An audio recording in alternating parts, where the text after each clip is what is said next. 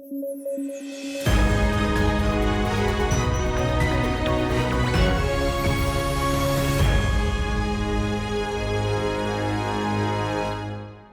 Eight 9 programme में आपका स्वागत है। मैं हूं अमृत उपाध्याय। आइए जल्दी से देखते हैं आज की हेडलाइंस क्या हैं।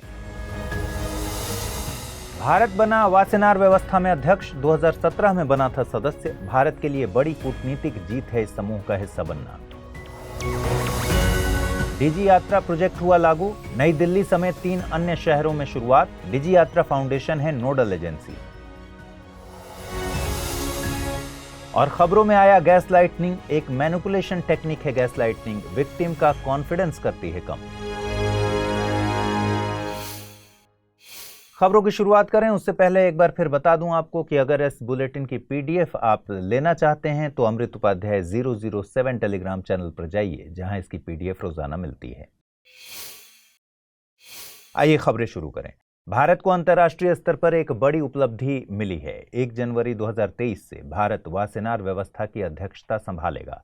30 नवंबर से 1 दिसंबर के बीच वियना में वासेनार व्यवस्था का सालाना सम्मेलन आयोजित हुआ था। इस मौके पर आयरलैंड ने भारत को यह जिम्मेदारी सौंपी। गौरतलब है कि भारत दिसंबर 2017 में वासेनार व्यवस्था में 42वें सदस्य के तौर पर शामिल हुआ था। इसमें ज्यादातर यूरोपीय देश शामिल हैं। विकसित देशों के इस एलीट क्लब में शामिल होना भारत की एक बड़ी कूटनीतिक जीत बताई जाती है। वासेनार व्यवस्था एक बहुपक्षीय निर्यात नियंत्रण व्यवस्था है। इसका गठन साल 1996 में हुआ था। इसका मकसद परंपरागत हथियारों और दोहरे उपयोग वाली वस्तुओं एवं प्रौद्योगिकी के निर्यात पर नियंत्रण करना है। यह परमाणु आपूर्तिकर्ता समूह यानी एनएसजी और मिसाइल टेक्नोलॉजी कंट्रोल रिजीम यानी एमटीसीआर की तरह ही परमाणु अप्रसार की देखरेख करने वाली संस्था है। इसके सदस्यों को यह सुनिश्चित करना होता है कि परमाणु प्रौद्योगिकी के हस्तांतरण का दुरुपयोग न हो और इसका इस्तेमाल सैन्य क्षमताओं को बढ़ाने में न किया जाए। साथ ही कोशिश की जाती है कि इन तकनीकों तक आतंकवादियों की पहुंच को रोका जा सके। इसका मुख्यालय ऑस्ट्रिया के वियना में है। इस खबर की अहमियत को समझने के लिए साल 2011 में यूपीएससी की प्रारंभिक परीक्षा में पूछे गए सवाल पर गौर करिए। सवाल पूछा गया था, हाल में संयुक्त राज्य अमेरिका ने ऑस्ट्रेलिया समूह तथा वासेनार व्यवस्था के नाम से ज्ञात बहुपक्षीय निर्यात नियंत्रण व्यवस्थाओं में भारत के सदस्य बनाए जाने को समर्थन देने का निर्णय लिया है। इन दोनों व्यवस्थाओं के बीच क्या अंतर है? ऑस्ट्रेलिया समूह एक अनौपचारिक व्यवस्था है जिसका लक्ष्य निर्यातक देशों द्वारा रासायनिक तथा जैविक हथियारों के प्रगुणन में सहायक होने के जोखिम को न्यूनीकृत करना है, जबकि वासेनार व्यवस्था ओईसीडी के अंतर्गत गठित औपचारिक समूह है जिसके समान लक्ष्य हैं। दूसरा था, ऑस्ट्रेलिया समूह के सहभागी मुख्यतः एशियाई, अफ्रीकी और उत्तरी अमेरिका के देश हैं, जबकि वासेनार व्यवस्था के सहभागी मुख्यतः यूरोपीय संघ और अमेरिकी महाद्वीपों के देश हैं। और पूछा गया था, उपर्युक्त में से कौन सा या से कथन सही है या है? केवल एक, केवल दो, एक और दो दोनों, न तो एक नहीं दो। इसका सही जवाब है विकल्प डी, यानी दोनों ही कथन सही नहीं है। केंद्र सरकार ने डिजी यात्रा प्रोजेक्ट को लॉन्च कर दिया है। इस सुविधा को नई दिल्ली, बेंगलुरु और वाराणसी में लॉन्च किया गया है। अगले साल मार्च तक हैदराबाद, पुणे, विजयवाड़ा और कोलकाता में भी इसे लागू करने की तैयारी है। इसके जरिए हवाई यात्रा करने वाले यात्रियों को एंट्री में आसानी होगी। सिविल एविएशन मिनिस्ट्री के मुताबिक यात्रियों द्वारा मुहैया कराया गया डेटा सुरक्षित रखा जाएगा। इसके लिए एन्क्रिप्टेड तकनीक का प्रयोग किया जाएगा। यात्रियों के डेटा को डिसेंट्रलाइज्ड सिस्टम में रखा जाएगा। गौरतलब है कि हवाई यात्रा के दौरान यात्रियों को कई सारे चेक पॉइंट से गुजरना होता है, जो कि एक टाइम टेकिंग प्रोसेस है। डिजी यात्रा में यात्रियों की फेशियल आइडेंटिटी को बोर्डिंग पास से लिंक कर दिया जाता है, जिससे हर पॉइंट पर ऑटोमेटिक प्रोसेसिंग हो जाती है। इस सुविधा का प्रयोग करने के लिए यात्रियों को डिजी यात्रा ऐप को डाउनलोड करना होगा। इसमें आधार नंबर के साथ सेल्फी अपलोड करनी होती है। साथ ही कोविन ऐप की मदद से वैक्सीनेशन की जानकारी भी ऐड की जाती है। इसके बाद बोर्डिंग पास के बार कोड या क्यूआर कोड को स्कैन करना होता है, जिससे एयरपोर्ट को जानकारी साझा की जाती है। अब एंट्री के लिए यात्रियों को केवल अपना बोर्डिंग पास स्कैन करना होगा।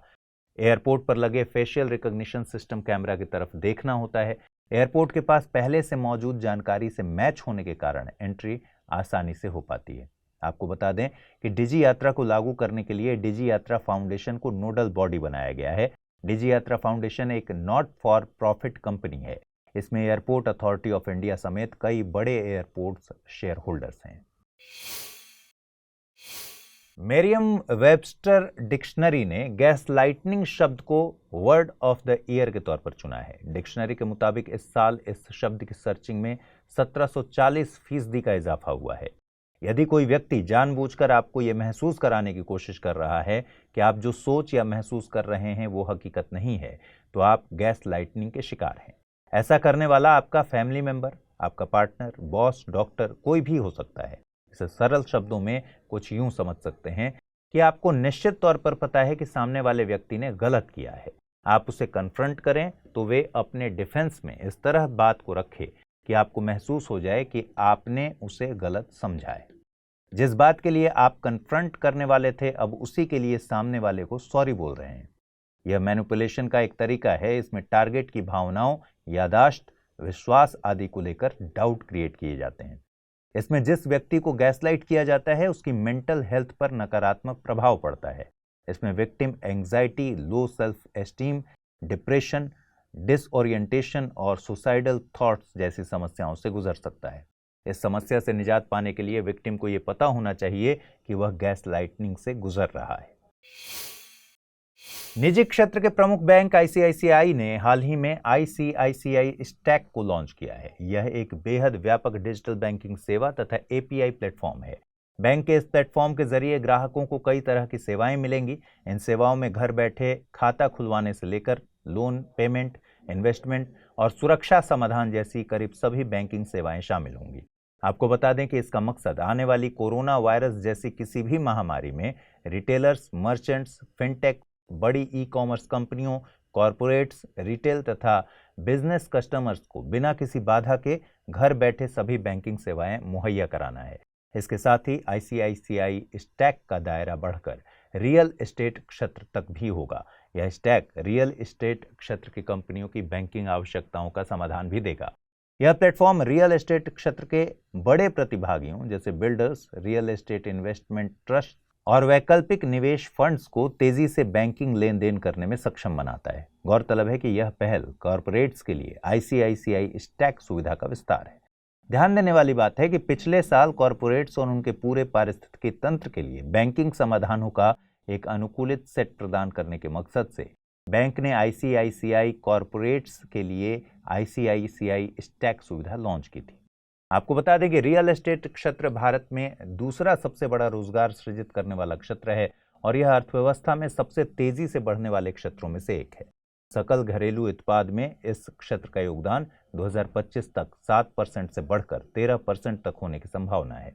Builders, real estate investment trust और वैकल्पिक निवेश फंड्स जैसे रियल एस्टेट क्षेत्र के प्रमुख खिलाड़ी इस विस्तार में महत्वपूर्ण भूमिका निभाते हैं। इसलिए ऐसी बैंकिंग सुविधा का महत्व बढ़ जाता है जो पूरे रियल एस्टेट पारिस्थितिकी तंत्र के लिए समाधान प्रदान करे, जिससे देश की जीडीपी की वृद्धि में सहयोग हो। आइए देखते हैं आज के बुलेटिन पर आधारित क्या सवाल बन सकते हैं। पहला सवाल है, खबरों में रही वासेनार व्यवस्था संबंधित है। बैंकिंग के लिए तैयार किए गए एक अंतर्राष्ट्रीय प्रणाली से, परिवहन में कार्बन कम करने के लिए कार्यरत एक अंतर्राष्ट्रीय संस्था, परमाणु प्रौद्योगिकी की बहुपक्षीय निर्यात नियंत्रण व्यवस्था या फिर फुटबॉल का एक क्लब।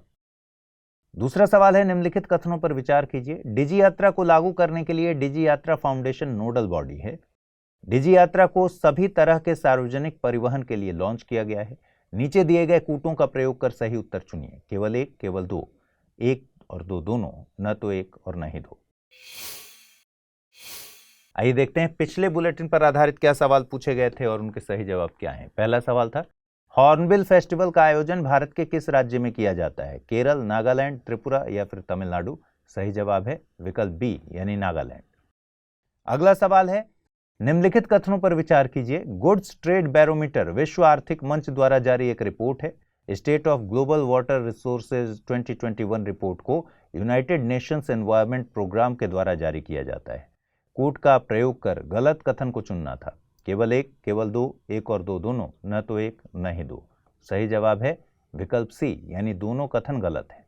गुड्स ट्रेड बैरोमीटर विश्व आर्थिक मंच द्वारा नहीं बल्कि WTO द्वारा जारी एक रिपोर्ट है। State of global water resources 2021 report को यूनाइटेड नेशंस एनवायरमेंट प्रोग्राम के द्वारा नहीं बल्कि WMO द्वारा जारी किया गया है। तो फिलहाल आज इस बुलेटिन में इतना ही रखते हैं। कल रात 9 बजे पूरे हफ्ते के कंपाइलेशन के साथ आपसे मुलाकात होगी। अपना ख्याल रखिए, ठीक से पढ़ाई कीजिए और इस बुलेटिन को ज़रूर अपने दोस्तों के साथ शेयर कीजिए। स्टडी IQ IAS हिंदी को सब्सक्राइब कीजिए। नमस्कार।